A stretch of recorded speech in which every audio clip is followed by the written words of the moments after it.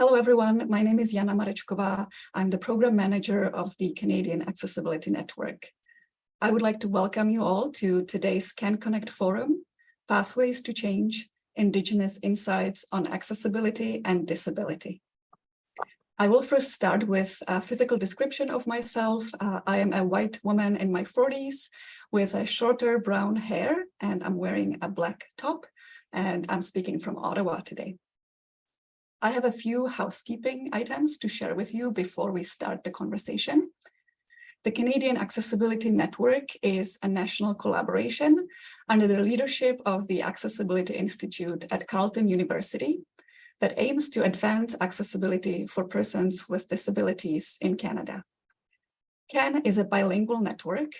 The event today, however, will be only in English.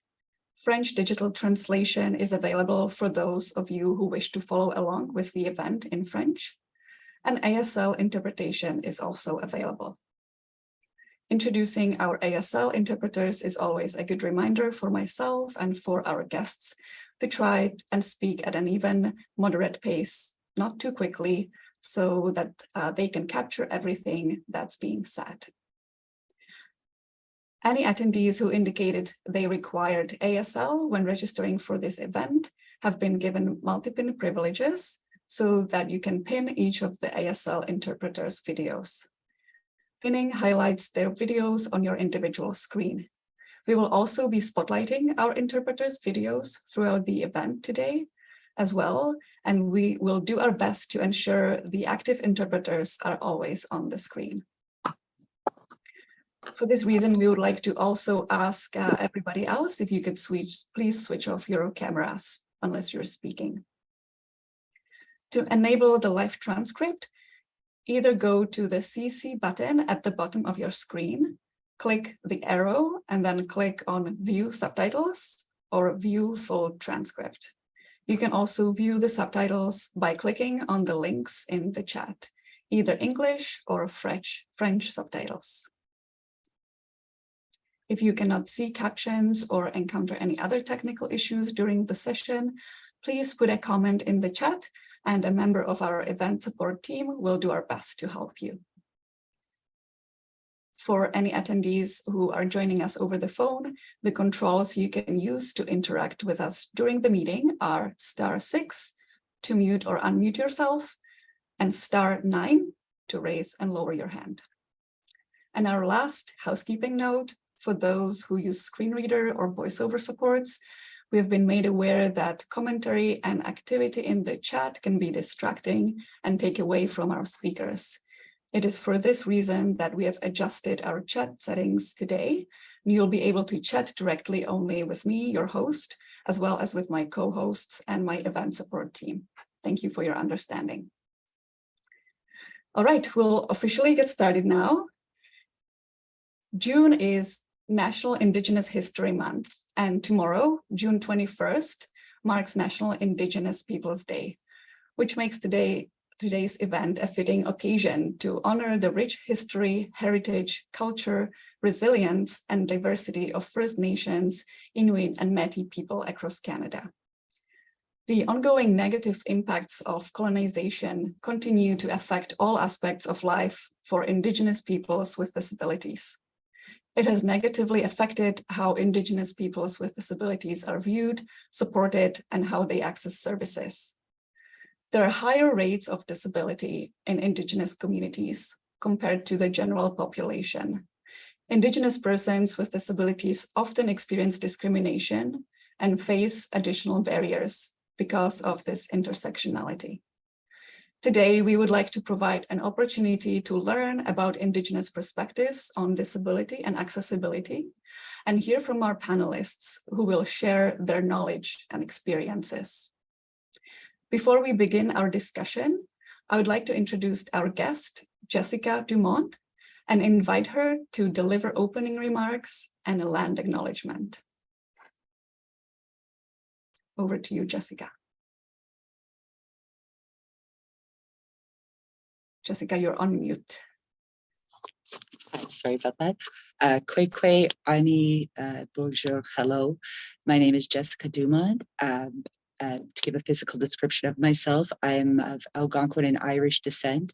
I have dark hair and a bun, and I'm also wearing a black shirt. I'd like to start by saying that the discussion you are about to have today is very near and dear to my heart. My job, I work at Wabido Center for Aboriginal Health, and my job is to assist individuals applying to ODSP.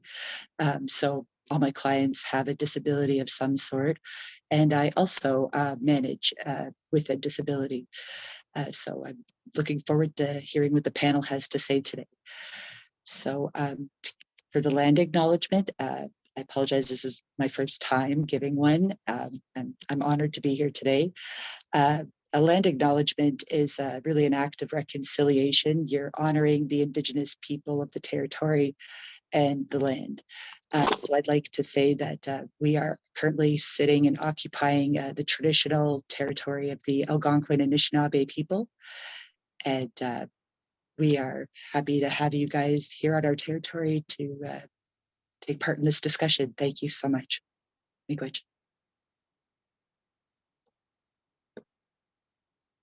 Thank you, Jessica, for your opening remarks. I would now like to welcome our panelists. Thank you for sharing your time, experiences, your expertise with us. We are very happy to have you with us today. I will introduce each of you and then invite you to share a few words about yourself. I will first introduce Roy Pogorzelski. Roy is a consultant, and he brings a wealth of experience from his work with a number of inclusion, diversity, and reconciliation initiatives. Roy, I'll invite you now to say a few words about yourself. Thank you very much, Jenna, for the wonderful introduction, and good morning, everybody. I'm joining you today from the traditional territories of the Niitsitapi, the Blackfoot Confederacy. I'm Métis Cree from northern Saskatchewan. My family's come from the communities of Meadow Lake, Green Lake, and Flying Dust First Nation in the north. I come to this space as an ally, and I've worked in this space, the equity, diversity, inclusion, and accessibility space for going on 17 years now. So have definitely been part of a lot of conversations and have seen a lot of inspiring changes, but also very aware of many of the challenges and barriers that we continue to face to make the changes to have true inclusion and meaningful inclusion a part of our societies and a part of our communities. So good morning, everybody. Just a quick physical description of myself. I'm a male. My pronouns are he and him. I have a beard. I'm wearing a brown shirt today, light brown shirt. And I guess I got my mother's nose. It's nice and rounded. It's beautiful. It smells wonderful. And of course, with the flowers coming out, it's a beautiful time to smell. So I'll pass it back to you, Jenna. Thank you, Roy. I will now welcome our second panelist, Alison Colon. Alison is a research associate with the Nunavumi Disabilities Makinasquatted Society, one of our newest CAN collaborator organizations. Alison, please tell us about yourself. Hi, thank you. Thank you. My name is Alison Clone. I live in Perth, Ontario, which is a small community about 1 hour south of Ottawa, and it is on the traditional territory of the Algonquin and Anishinaabe people. I am a settler to Canada, and my ancestors come from Western Europe, specifically Ireland, Scotland, England, and Germany. They settled on this land on my father's side 6 generations ago in the area of Rodden, Quebec, and on my mother's side about 4 generations ago in the Windsor area. And I am very grateful to live and work on this land. I work with Nunavumi Disabilities Makinasquatted Society, which we also go by NDMS. And I came to work with NDMS, which is based in Iqaluit, Nunavut, in the fall of 2021. They obtained a 3-year research grant from Accessibility Standards Canada, which enables us to speak with Nunavummiut in all 25 communities across the territory about their experiences living with disability and their experiences with accessibility. To date, we've spoken with over 400 Nunavummiut across the territory, and I'm very grateful to all of the participants in this project for sharing with us about their lived experiences and what they're facing in their communities and across the territory. And as part of our agreement with them, we have promised to amplify their voices and advocate for changes that they want to see. So that is what I'm going to attempt to do here today. And I'm very grateful to be here and have this opportunity. Thank you. Thank you, Alison. We're also joined today by Paula McDonald.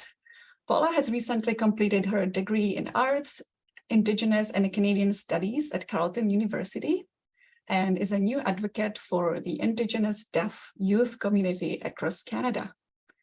Paula, please tell us about yourself. Thank you, Yana, for introducing me. I want to start off with a visual description. I'm a woman with long brown hair. I'm wearing beaded earrings today. I have a gray shirt and it says Educated, Empowered, Indigenous. I have a black desk and my cat here. My cat is going to watch my presentation today. Thank you for inviting me. I wanted to start off that I'm from Pasqua First Nation. This is in Treaty 4 in Saskatchewan, and I identify as Saulteaux Cree on my mother's side. And I'm looking forward to our discussion today. My focus is going to be on deaf and Indigenous communities across Canada. And our focus is on Indigenous signed languages and access to culture. I'm looking forward to the presentation. Thank you. Thank you, Paula. And finally, I would like to welcome Nicole Inez-Nash, an Indigenous researcher, educator, and community worker with over 10 years of experience working with Indigenous children, youth, and communities. Nicole, please tell us a bit about you. Miigwech, thank you. Hi, everyone. My name is Nicole Inez-Nash, and I'm joining you today from Toronto or Takaranto, the meeting place, the place where the trees stand in the water, the traditional territory of the Anishinaabe, Haudenosaunee, Mississaugas, and Wendat peoples. I'm very happy to be here.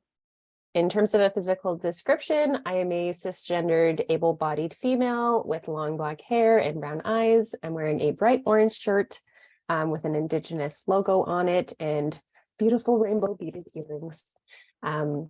Very happy to be here. I would, if I could, like to introduce myself in my traditional language, which is Anishinaabe-Moan.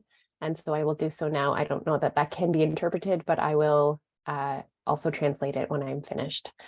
So Nana Bojo, Wache, Mino Gijagad, Zonje, Winishe, Wapagwanankwain, Indigenous, Mama Matwa, Minwa, Takaranton, and Donjaba, Makwan, and Dodem, Anishinaabe, Quain, and Dao. So hi again, my name is Nicole Inez-Nash. In my introduction, I introduced myself with the spirit name that I carry, which is Strong, Beautiful, Wildflower Woman. I'm Anishinaabe, Irish, and French, and I sit with the Bear Clan. My family comes from the place where the three rivers meet, also known as Mama Matawa, near my home community of Constance Lake First Nation in Treaty 9 territory. But I was born and raised in Toronto, where I currently live and work. My background is in early childhood studies and social justice education, and I've had a particular focus on Indigenous perspectives of mental health, disability, and land-based education and healing. I'm an assistant professor cross-appointed between the Schools of Early Childhood Studies and Child and Youth Care at Toronto Metropolitan University. I'm also the founder and director of a national Indigenous nonprofit called Finding Our Power Together. This is our logo trying to represent today, which supports Indigenous youth mental health and suicide prevention across Canada. I'm really excited to be here and to hear from all of the panelists. Miigwech, thank you. Thank you, Nicole. And thank you again to each of our panelists. We are so looking forward to today's discussion. So we will start with our first question. What can we learn about Indigenous ways of knowing and being as it relates to disability and accessibility? How was disability traditionally perceived in Indigenous cultures and languages? And how has the colonial shift in perspective impacted views on disability and accessibility? We will start with Nicole.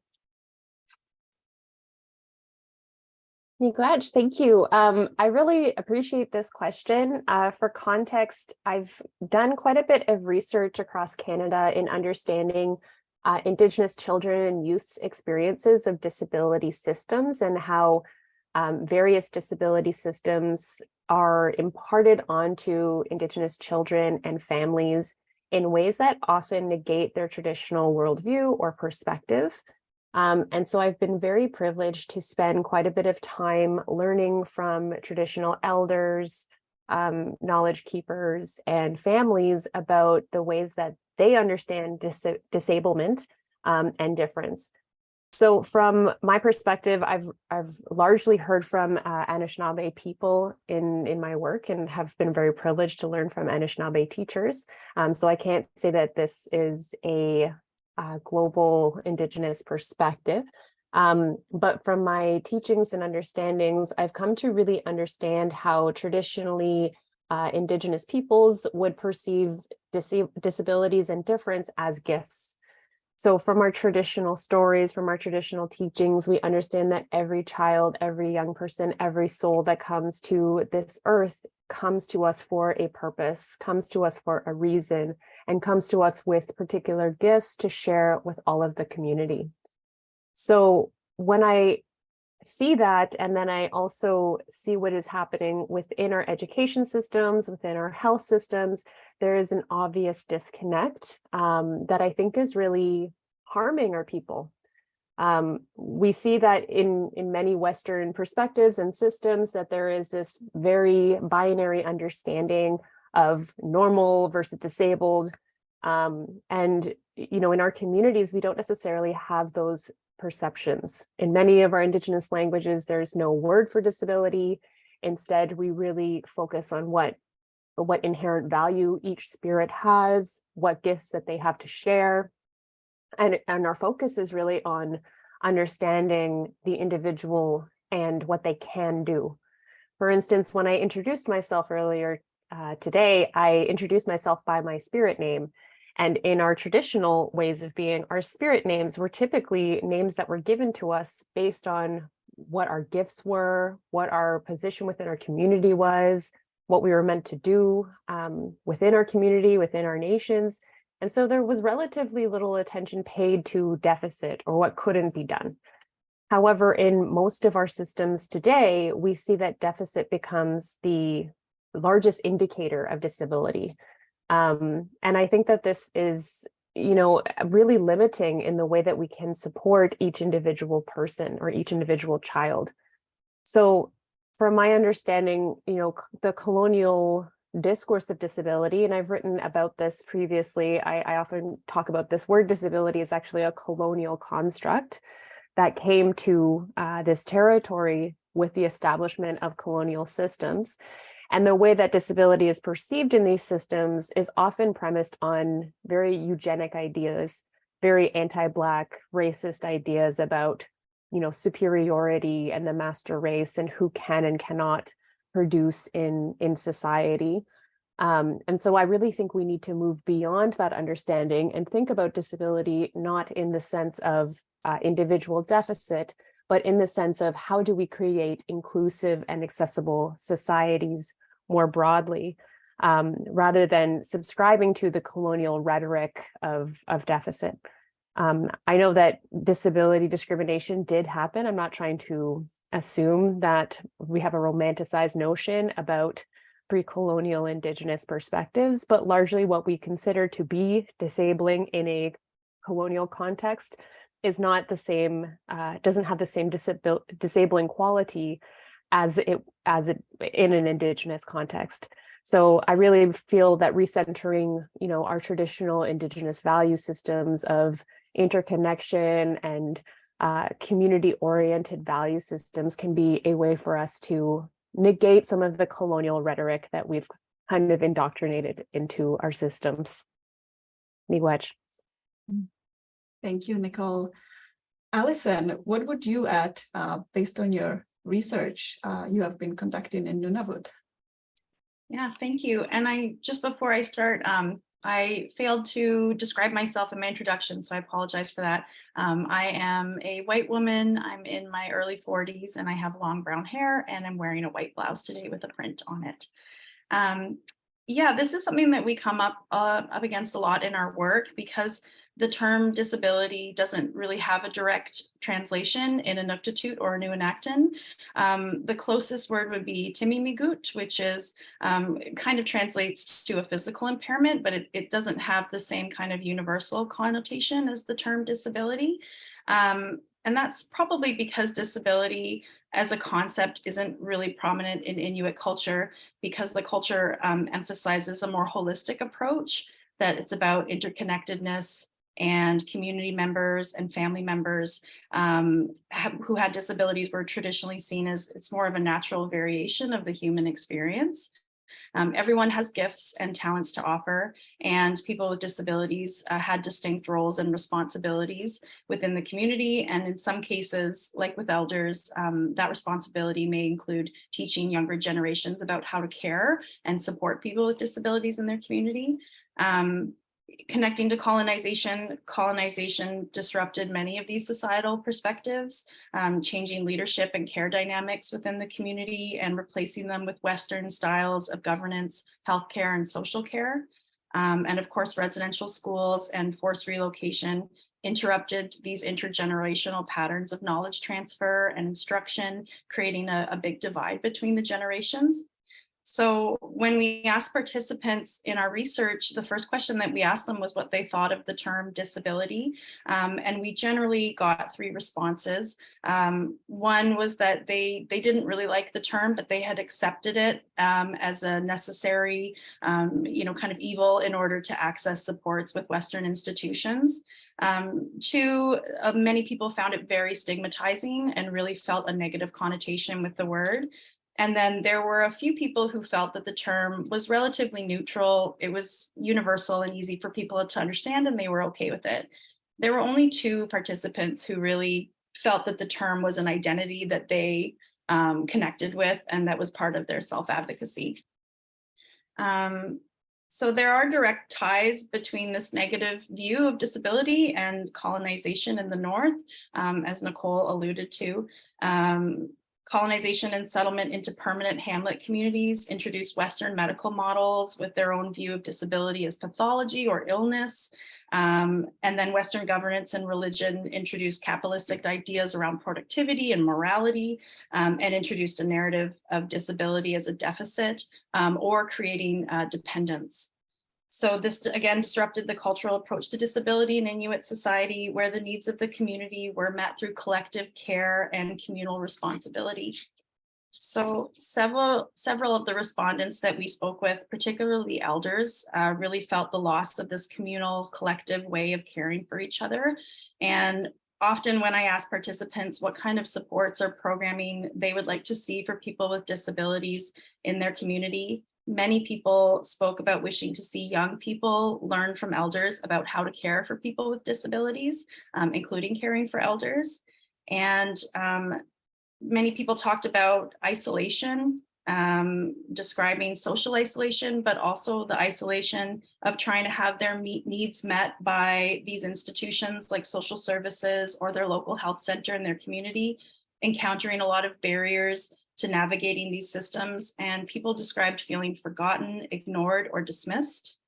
And then I think finally the connection that I'd like to talk about that was really prominent in our conversations was just that colonization is itself disabling. Many respondents talked about trauma in their own lives, in their families, in their communities. They talked about trauma from forced relocations, the dog slaughter, residential schools, and the 60s scoop. And this trauma, really impacts their ability to live their lives the way that they want to, and so is disabling in and of itself.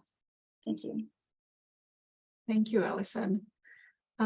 Next will be Paula. Paula, would you like to share your perspectives on this question? Yes, I would. Thank you. So it's interesting.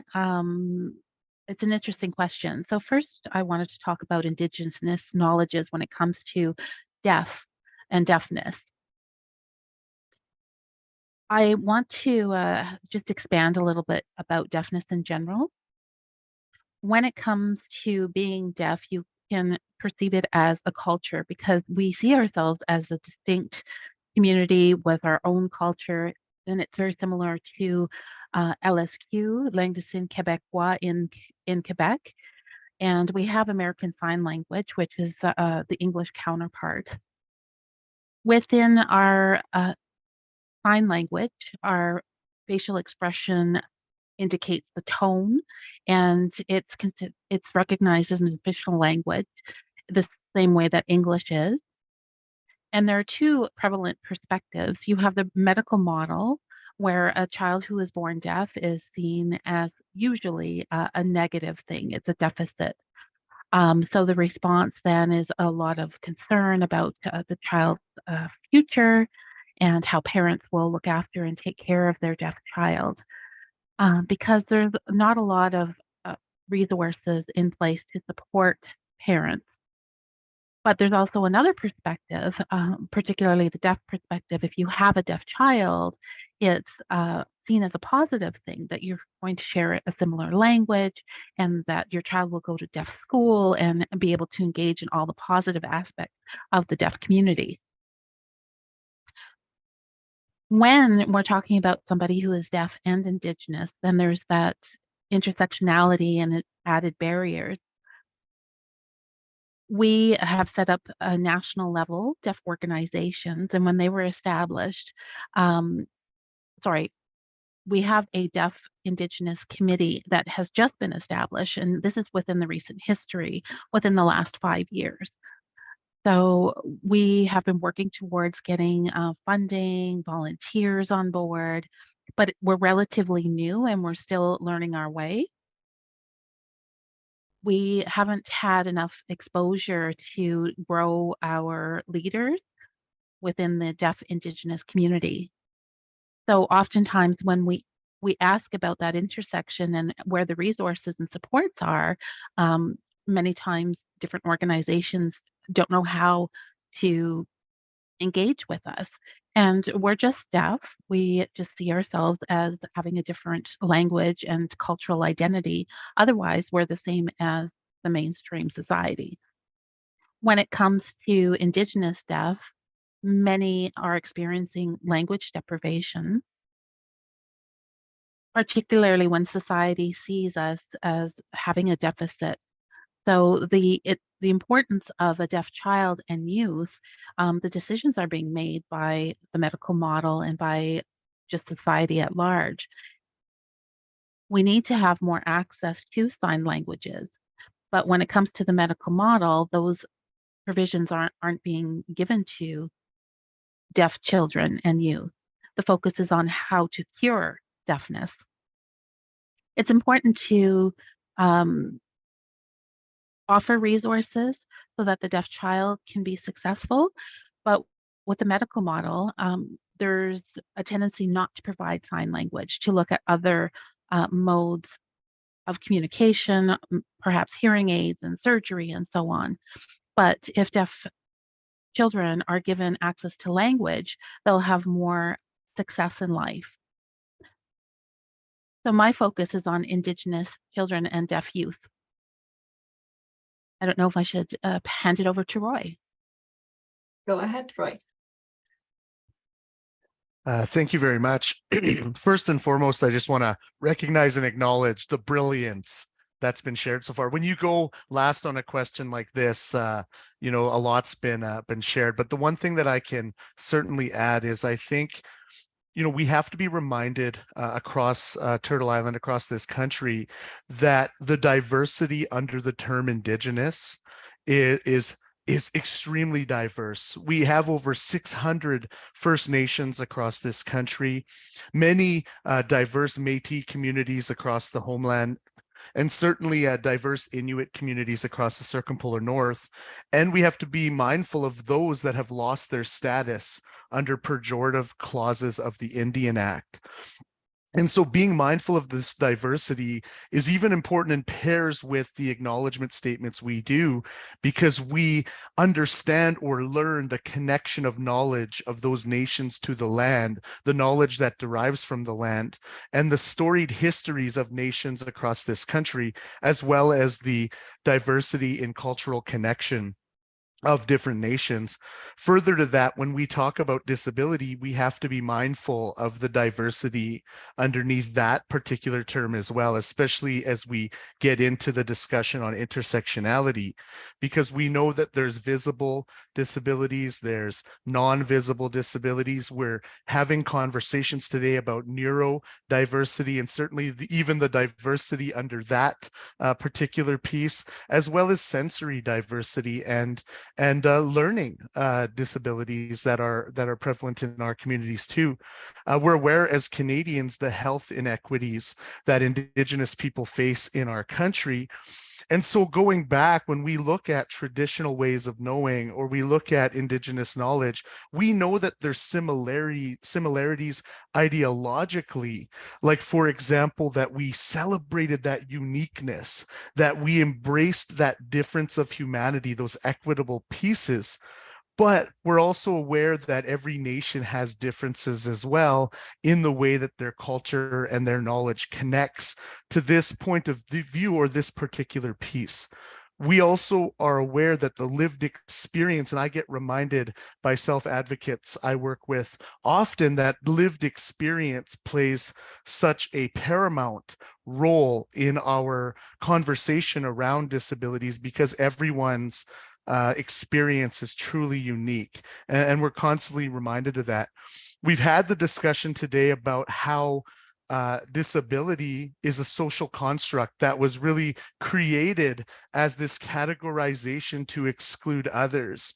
And when you look back to the 1800s, how Western science was used to create pseudoscientific race theories that essentially became embedded in our systems and our institutions that we're still dealing with today, we see that derive, and we heard it talked about earlier by Nicole, it comes into this notion of eugenics, and even understanding that history around eugenics, that history around disability studies in our country. I think a lot of Canadians, when I have these conversations, they're not aware of the Indigenous experience, let alone the experience of disability in Indigenous communities. So when we talk about this, people are unaware that here in Alberta, where I'm currently situated, eugenics went until the early 70s as part of provincial policy in our province. That's not that long ago. And so we have to be very mindful that these Western constructs, these colonial constructs of disability, they don't work. And we have to be mindful that, understanding of Indigenous ways of knowing, bringing in Indigenous knowledge into these conversations is paramount to support our communities and really to support individuals with disabilities in our communities. Because like has also been said, we have this notion of term, Allison mentioned it in her studies, people are not, they're like, the term is what the term is, but I'm going to accept it because I need to access services, from a Western standpoint. We also know that Indigenous communities are not well funded, and we know that their colonial relationship with the Crown is very exclusionary. So based on even the lack of resources, we can even imagine and start to consider how difficult it can be to figure out where those resources need to be allocated. So just to add on to what's been shared is, I think we know here that learning from our elders, our traditional knowledge keepers, is just so important when it comes to the future of how we work in the field of disability, how we work with youth with disabilities, and how we start to change these Western and colonial constructs and disrupt them so that we can actually start to embed Indigenous ways of knowing into our practices, so we can really celebrate that uniqueness, that asset that people's differing abilities bring, and really embrace that difference of humanity. Thank you. Thank you, Roy. Next, I would like to dive deeper and explore the complexities of intersectionality of Indigenous people,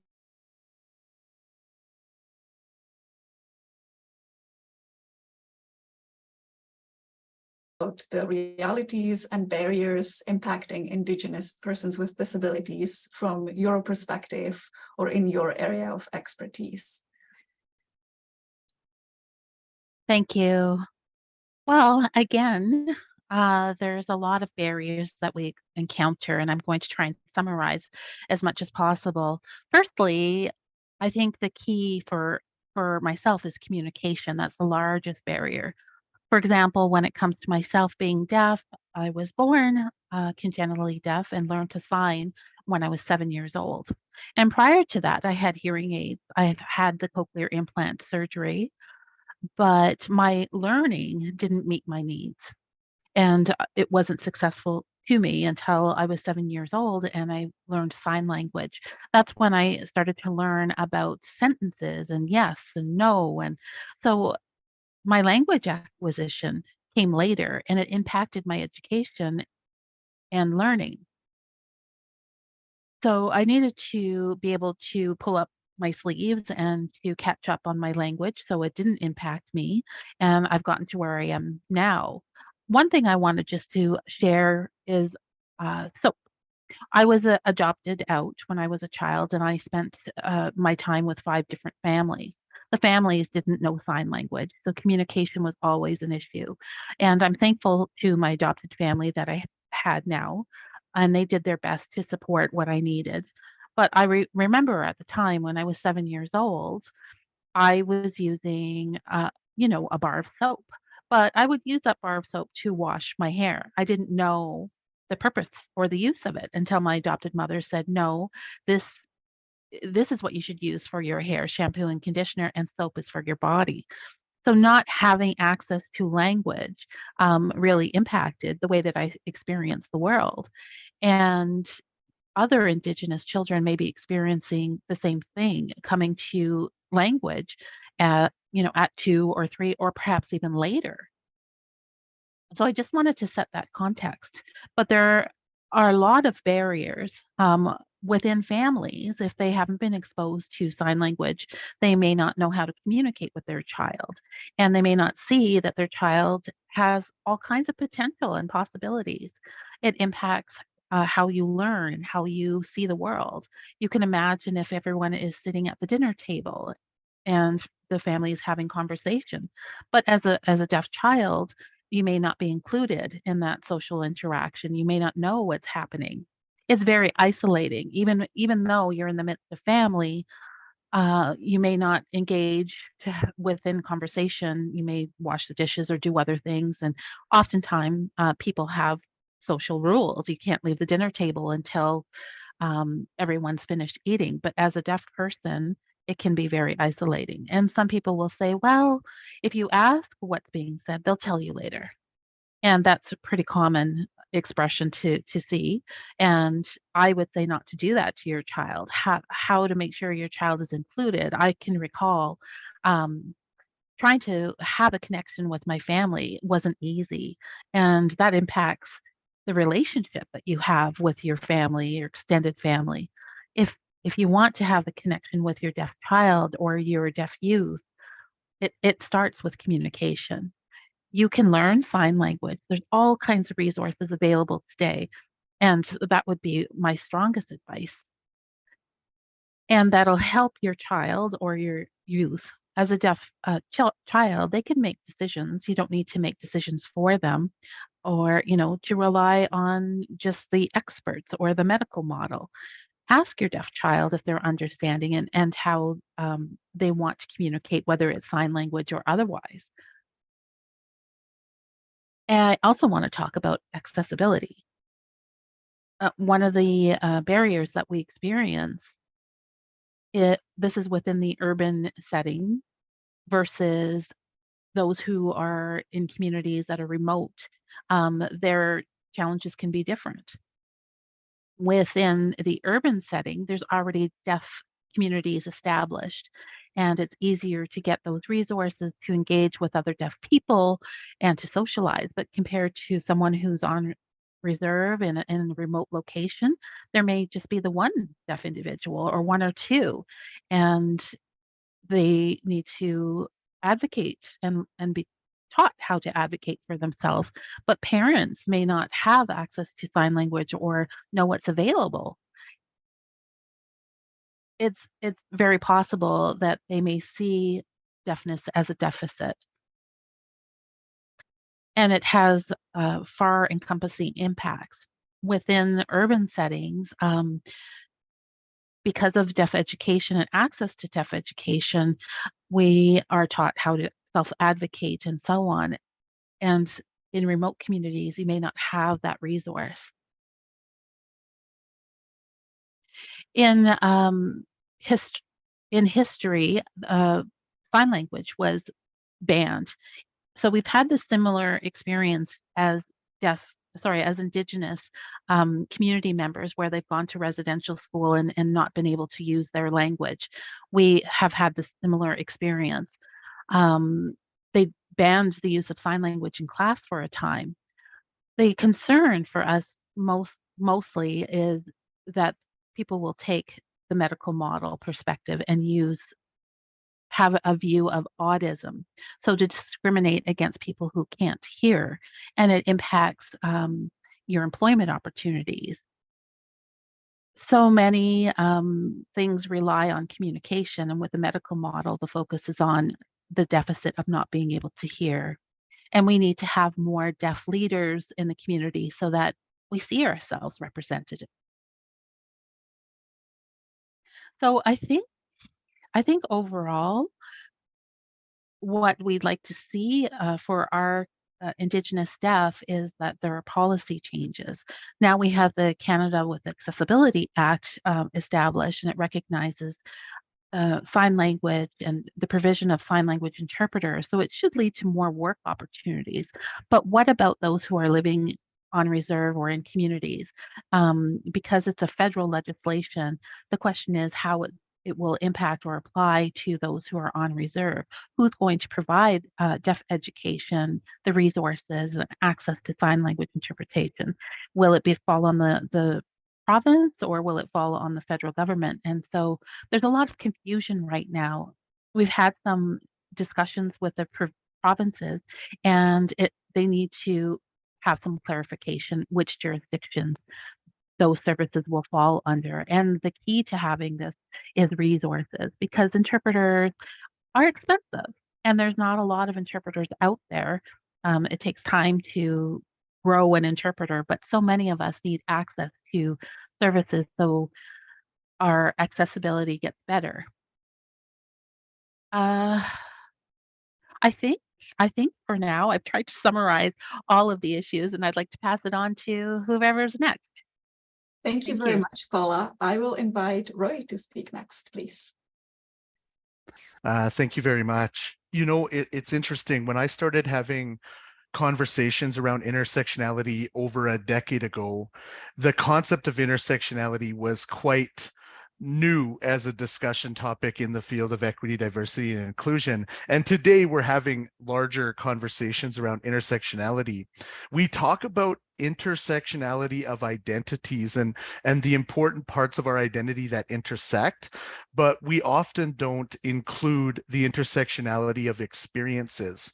And the reason why I bring this up is both my mother and my grandmother attended the church and day schools in northern Saskatchewan, where their experiences in those schools has certainly shaped and had a major impact on their identity and who they are today. And certainly the trauma that's come down into our family is a major consideration when we talk about intersectionality. Now, it's interesting because intersectionality is such an important component when we talk about policies, practices, procedures, when we talk about organizational change. But the biggest challenge is that when we approach someone, we often use our objective criterias of identification, and our bias starts to kick in. As we all are aware, we make decisions, our brain makes decisions on race and gender in 1 second. And so how bias has been built over a long period of time creates that situation where we immediately are going to create our own judgments about someone based off of their objective or physical appearance. So even further to that, the consideration of disability or gender expression or sexual orientation becomes a mindful act of considering individuals' unique experiences. I always go back and read the work, and many of you might be familiar with her work, of Audre Lorde, but she was a civil rights activist who self-identified as a Black woman, a lesbian, and having a disability. And oftentimes when she would go to speak at a conference, at a women's rights conference, she would be asked to leave her Black identity, her disability identity, her LGBTQS LGBTQ plus identity aside to just talk about the women's rights movement. And she was really paramount in early talkings about the importance of all of our identities intersecting as equally being important to who we are and the assets as who we are as individuals, until it was later coined by Kimberly Crenshaw as the theory of intersectionality. This becomes just so vital, and we've seen it in our Missing and Murdered Indigenous Women and Girls Inquiry Report and the calls to justice, as we saw an emphasis on the inclusion of our 2S LGBTQ plus community in that piece. And further to that is also the importance of the inclusion of other intersecting points of our identity, that also be included with disability, with many other pieces of who we are, our experiences of trauma, all those pieces become extremely paramount in who we are. We know from our history, there's been a direct attack on the gender of Indigenous communities, especially as we see our first definition of Indian under the Indian Act in 1876. Any male of Indian blood and their offspring are considered Indian. I won't go That's further research for those that want to do more. I won't go in depth into that piece, but we saw that direct attack on gender identity. And through that, we've also seen that direct attack on disabilities in our communities through the lack of resources and the lack of funding and the exclusionary pieces of the Indian Act and access to healthcare through that piece as well. So it's important to note that in intersectionality, when somebody's identifying, especially in our workplace or what have you, oftentimes the stigma that this has created in our communities means that many folks don't want to self-identify with perhaps a non-visible disability that they might have in the workplace, therefore excluding that very valuable and important piece of their identity because, again, of fear of the stigma or backlash of others that don't have the understanding about that particular disability. So intersectionality is not just, a buzzword that we use to say, hey, we've made change. It's a meaningful and intentional practice to understand that the only way I can know someone's experience is if I build relationship, build trust, and live and listen, actively listen to their lived experiences so that I can better understand how to continue to work with, learn from, and connect to other individuals. And I'll leave it at that, Jenna. Thank you. Thank you, Roy. Roy, we'll go to Alison next. Alison, what would you like to share with us? Yeah, thank you. Well, the Nunavummiut who spoke with us, they talked about facing intersecting forms of discrimination, including racism, ableism, and socioeconomic disparities. Many spoke about how racism impacted their ability to access supports, particularly quality healthcare. Racism, stereotypes, and biases really permeated people's experiences accessing care in the South, but also in their home communities and when traveling to Iqaluit, to the capital. In one of our group discussions, just as an example, a participant talked about being given a prescription medication, and it's very challenging to be taking prescriptions in the North. There are no pharmacies in the communities. People are often ordering prescriptions from afar. People talk about there not being a lot of monitoring about their prescriptions, and he described being kind of heavily affected by this prescription and then having an interaction with the RCMP because they thought that he was intoxicated. So kind of hinting at this, where bias and these stereotypes can come into play and really impact and intersect with people's barriers that they're facing around accessing healthcare.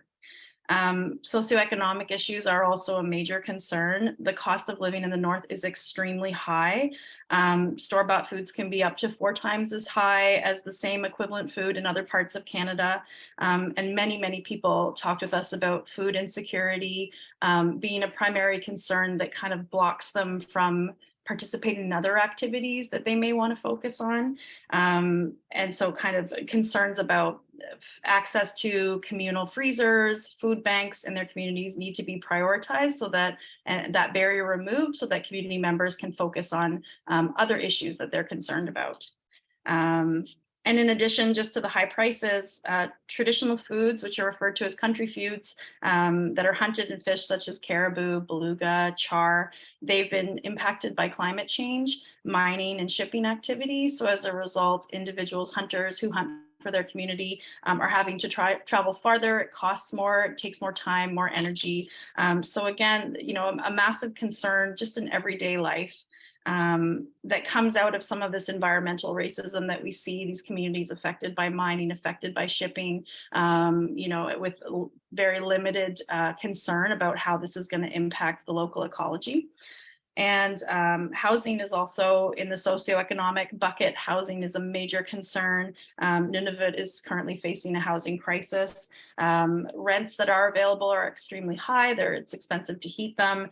And individuals that we spoke to with mobility issues are sometimes on waiting lists for years in order to get either a ramp installed or to get access to a house that has already been built with a ramp. So again, lots of isolation that people are describing to us. And then another barrier is just a lack of representation, particularly at the federal level or with Canadian-wide disability organizations, just a lack of representation from the North. Northern concerns tend to be an afterthought, or they tend to be dismissed because they're complex or because communities are remote and so they have unique needs. And as in general, perspectives and needs of Nunavut tend to be overlooked, leading to policies and programs that don't address their unique circumstances. So I spoke with one participant, she's an active advocate, but she talked about the frustration of trying to engage with the general broader Canadian disability community because, you know, for her to go to Ottawa to a gathering cost, you know, the flight would cost upwards of $3,000 for her to travel to Ottawa to join that gathering. And so just an inability to kind of engage in that way. And her family pays $600 a month to have internet access, for like broadband enough internet access so that she can participate in Zoom calls. And she acknowledged that that was really a privilege that most people don't have access to. So we know that a lot of people are being left out of these conversations because of these financial barriers. And then finally, just language. People are very frustrated with not being able to participate, access services, communicate with their government, communicate with service providers in their community in their own language, and is particularly also around mental health supports that are not offered in their language. So that is a major concern for Nunavut that needs to be addressed. Thank you. Thank you very much, Alison. I'm just conscious of time, and because of time, we will transition into our last question. I will start with Nicole this time, and Nicole, feel free to answer both the questions. So the third question is, what can we learn from Indigenous ways of knowing when advocating for change and building an equitable and inclusive society for all? What actions can we take towards decolonization and inclusion? And how can we move forward to advance accessibility and effectively support members of Indigenous communities living with disabilities? Miigwech, thank you. This is a huge question, and then to try to also answer the next one, I will do my best. I just wanted to say miigwech to everyone who spoke to that last question in relation to highlighting the intersectional nature of Indigenous experiences of disability. The only thing I wanted to add to that conversation was really to recognize that there are intersecting identities and then also intersecting systems. So many Indigenous people with disabilities are being asked to participate in so many different systems and institutional processes that often do not work together or aren't actually complementary. In many cases, in my research, talking to Indigenous families with children who are experiencing disability, they're often being asked to choose between culturally based services and those that can attend to disability and intervention. And so I'm not sure that as of yet, as a community, as various diverse communities in Indigenous communities across Canada, that we've gotten to a place that we can actually start to intervene upon those systems. I would hope that we can soon, because I believe that our ways of thinking and our ways of doing things in relation to healing, education, well-being can really be a huge strength in supporting our Indigenous kin, our Indigenous relatives who are experiencing disability. So I think that relates kind of to this last question about what can we learn about Indigenous ways from Indigenous ways of knowing. Really is this understanding that the experiences that our communities are having are very intersectional and holistic in nature. And this means that we need to stop assuming that disability services are something that is an asterisk or add-on to other types of services in communities. And what I mean by this is that all children, all people deserve to have services and supports and experiences that attend to the complexity of their identity and their uniqueness. And so I sometimes get nervous that when we focus on disability in this narrowly defined way, not that we're doing that here today, but in many other spaces that I'm asked to speak in, that we then think about this as a checkbox. We think about disability support or accessibility as something that we can check off and do, when really it's a path that we're walking. Similar to reconciliation, this isn't something that we can arrive at. This is something that we need to continue to engage with over time. And I think our communities, Indigenous communities across the country, across the world, can really provide a strong framework for understanding the holistic nature of supporting each individual. I dream of a world where Indigenous children can go to school, they can learn their culture, they can learn their language, and they can be supported in the various ways that they show up. We're not there yet, I don't think, but I hope that one day we can be. So in terms of what we can do in relation to decolonization, I really think we need to remove some of the structures that are inherently causing harm.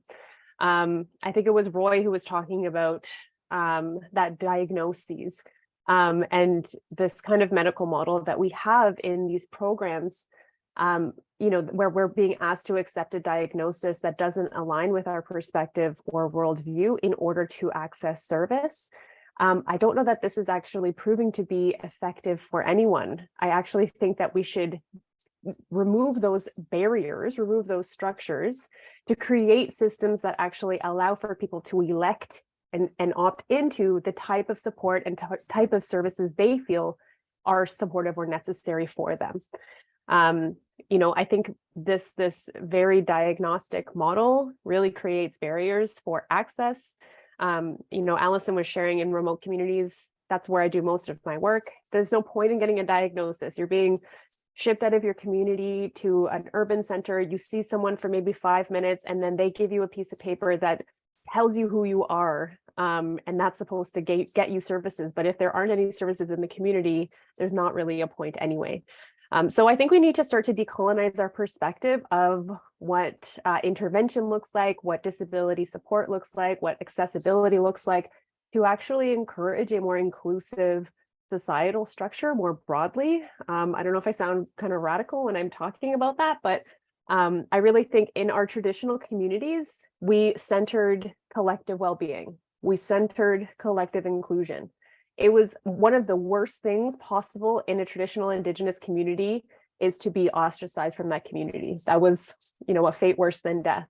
And yet we're doing this always with our children and our young people. We're asking them to leave their community. We're pushing them to move into urban centers in order to get service, when we can be actually fostering inclusive societies that have these all built in. So I'm hopeful that Indigenous knowledges can really pave the way for us to build more inclusive and supportive communities for all. Thank you very much, Nicole. We have about 2 minutes for each of our 3 remaining speakers. Roy, I'll invite you to speak first. I know you wanted to share some thoughts on a specifics call to action that we can all explore. I'll be quite brief with my response, but I do just want to thank the others for their wonderful responses to this point. I think when we talk about truth and reconciliation, we have to be mindful that this is not a new concept. Just over 7 years ago when the TRC calls to action came out, that wasn't a starting point for truth and reconciliation. And we have to be mindful, and I'll speak a bit more historically. In the 1960s, there was a Hawthorne report that came out that talked about the social and economic conditions of First Nations people on reserves. And it created an alarming statistic that 96% of First Nations youth were not graduating from high school due to the legacy of residential schools. In that report, they started to call for truth and reconciliation, even in that period of a push for civil rights. You move into constitutional repatriation in 1982, and again, the call is for truth and reconciliation as our rights are recognized and affirmed in the Constitution Act. You move to 1996, and you have the Royal Commission on Aboriginal Peoples report that went across the country, had major recommendations for truth and reconciliation. And again, that report was kind of shoved aside by many and not really looked at, even though it had very important recommendations. This led to a statement of apology in 1998 on truth and reconciliation, which furthers to the apology, which then goes into the commission traveling across the country and gathering survivor testimony. So we're not new to this game of truth and reconciliation, We're not new to this movement of truth and reconciliation, or the need for truth and reconciliation. It's been there, and we've been talking about it, and it's been happening from many of our elders and activists who were active in the 60s, 70s, 80s, 90s, pushing for important change when it came to Métis First Nations and Inuit rights. So we're at a place now where action is paramount. It's vital. It's important. We move from intention to action because we as scholars of this education, of this knowledge in our country, should be at a place where we can start making important changes around the calls to action.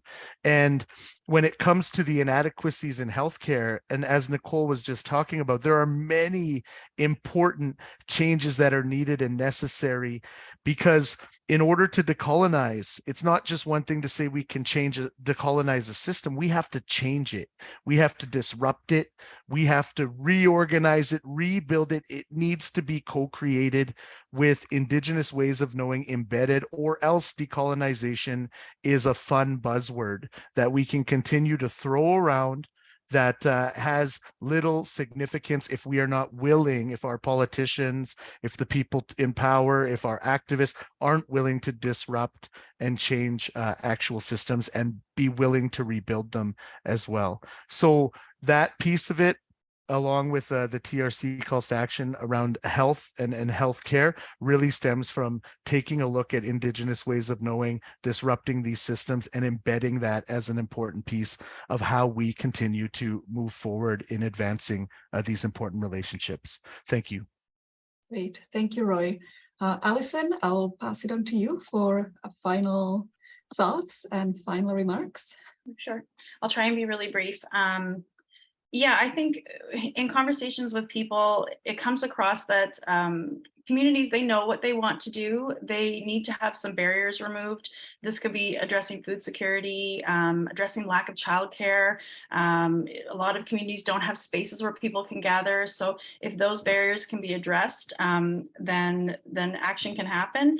And one example there was, and I'll be vague to protect their anonymity, but in a community, there was an elders group who was addressing conflict within families, and it was very successful. They were using traditional knowledge, Inuit Kayumetukangit, which is traditional Inuit knowledge, in order to address these conflict issues. And the governing body that oversees that type of work said to them, well, you need to involve youth. And so they were pressured to bring youth into this committee, but it didn't align with the cultural ways that this was done, in which youth are to be protected from having access to certain knowledge or being kind of privy to things before they're ready. And it threw off the balance of this group and they disbanded, even though it was working well. So I think in some situations, Western institutions need to get out of the way. And so that would be one recommendation. And then also I heard from a lot of service providers and a lot of community members that they felt that government sponsored programs were trying to force ideas and approaches from the South that were not a cultural fit into the North. And there were a lot of people asking, why can't we build new systems? And I think this is what Roy is talking about. Why can't we co-create new systems, new approaches that make sense for the context, for the cultural context, for the Northern context, the societal context, rather than just laying our IQ values over top. And just speaking on behalf, because you asked, what can we learn? Speaking from an organizational standpoint, I think organizations can learn that it's as much about how we do things as what we do.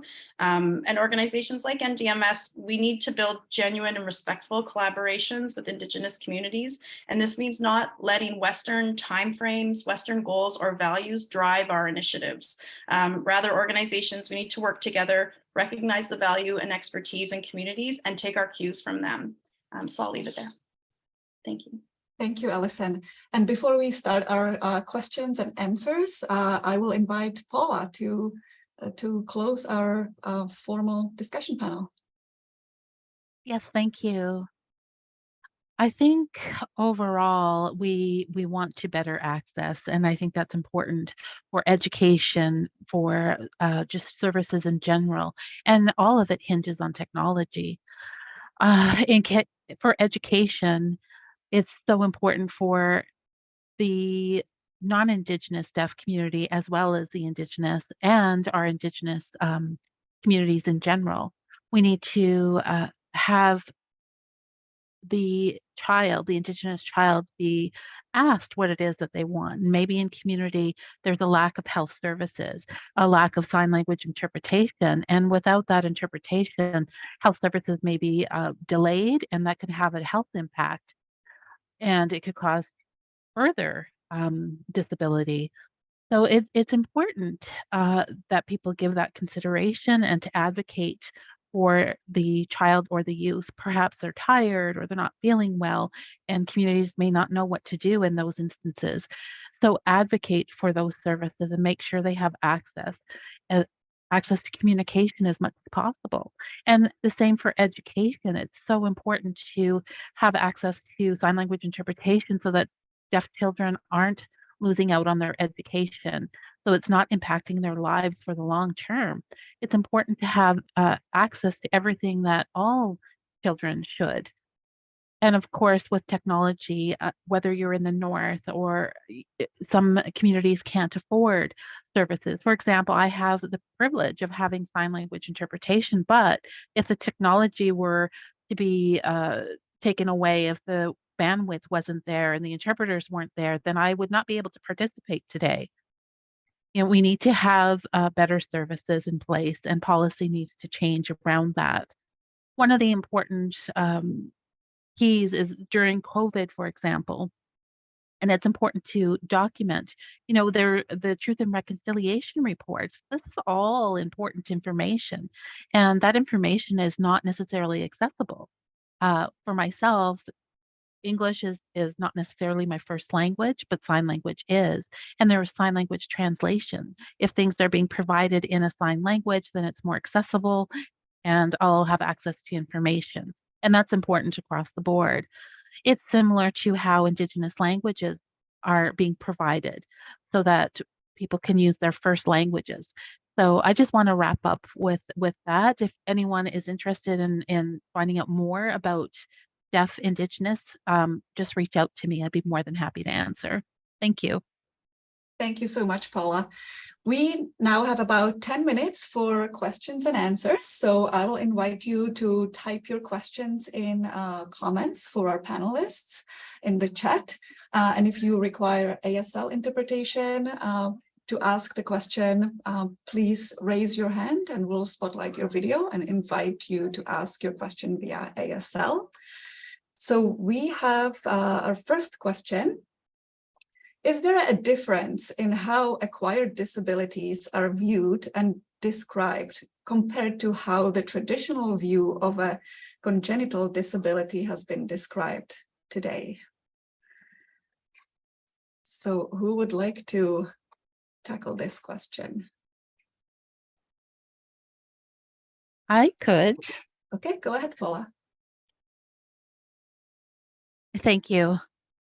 Yes, I think often if you are born deaf or you have an acquired deafness later on in life, there is a difference. Somebody who has an acquired hearing loss or a physical impairment, it can impact a person emotionally because you're losing a sense that could lead to depression. But it's important to have resources.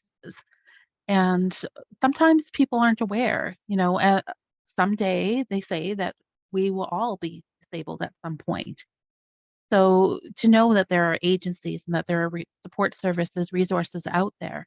So we're here and we're advocating to make things more accessible and equitable, and it benefits everyone, not just certain segments of the population, but everyone.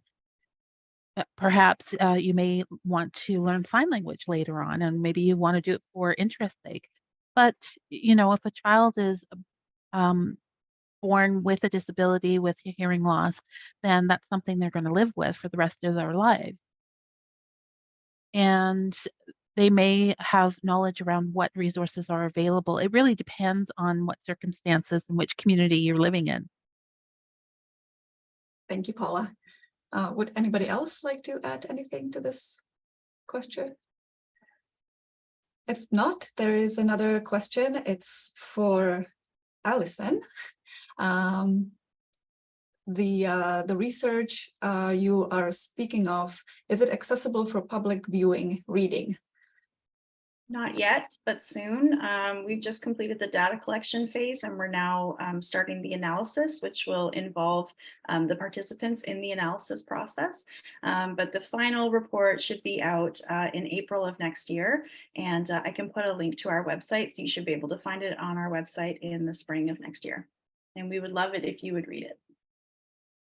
Great, thank you. And a similar question for Nicole. Is your research available publicly?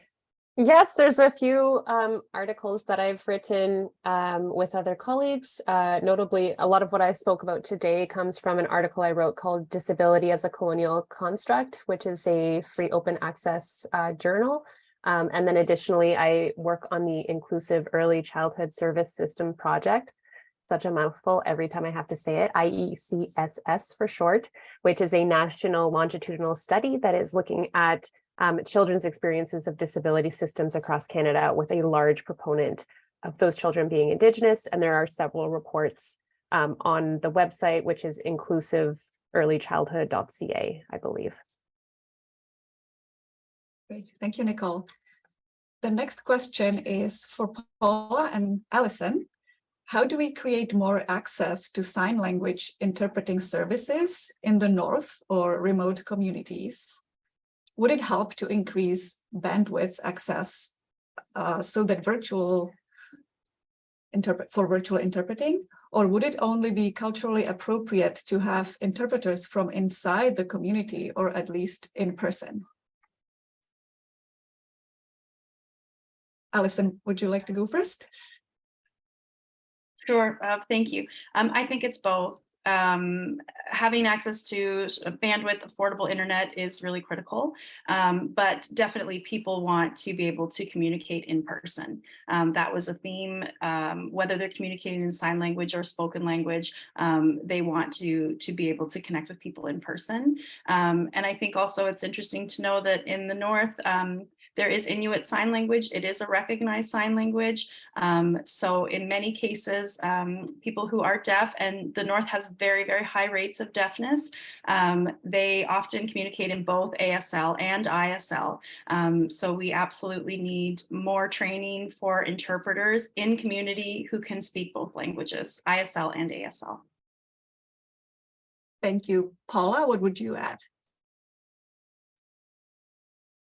Thank you. Yes, I also teach in the North with Inuit children, and I have experienced the frustration of not having access to internet. It freezes, and when it comes to signed languages, it's so important that it's fluid. And it's important to have in community, because if you have people from the South that don't have the cultural knowledge, and I've seen that the Inuit youth are really frustrated because they would rather have their classes in person. And I know there's many deaf educators here in the South, but we encourage them to go to the North to provide services in the North, but for whatever reason, they may not be available or want to move north. But if there were programs and funding so that an Indigenous person from within the community who has a deaf child, or maybe a deaf parent, or extended family who already have that Indigenous knowledge, they could become a community interpreter or a deaf advocate.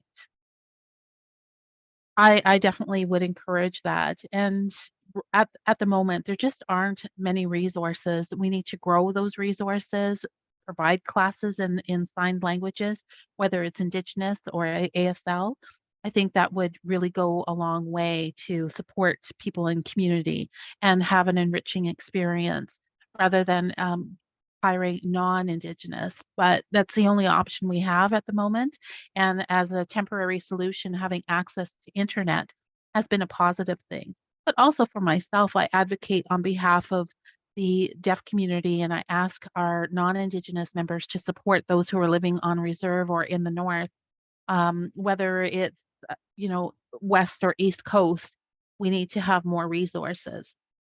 And this solution will take time, but having options is important. Thank you. Thank you very much, Paula. Okay, we have time for one answer to the last question, which is from today's panel, what is one takeaway we should leave with today? So which one of our speakers would like to answer this question? I guess I can come in on this one. Thank you, Jenna. I think one of my takeaways as a panel member, because I also learned so much from the other panelists on today's conversation. When Paula mentioned that, even as Indigenous peoples, we have a lot of learning in this space that we need to continue on our own educational journey. I really appreciate that, because even within our own communities, and we can all think of the communities we're from, we still have to decolonize too, right? So we still have a lot of systems that have been adopted from colonial ways. And so I think education for ourselves is ongoing too. It's not just non-Indigenous people get educated about this. It's also our own communities need better education around this as well. So that's one takeaway I have. And I thank you, Paula, for sharing that. Thank you very much, Roy. And thank you everyone for your comments and questions.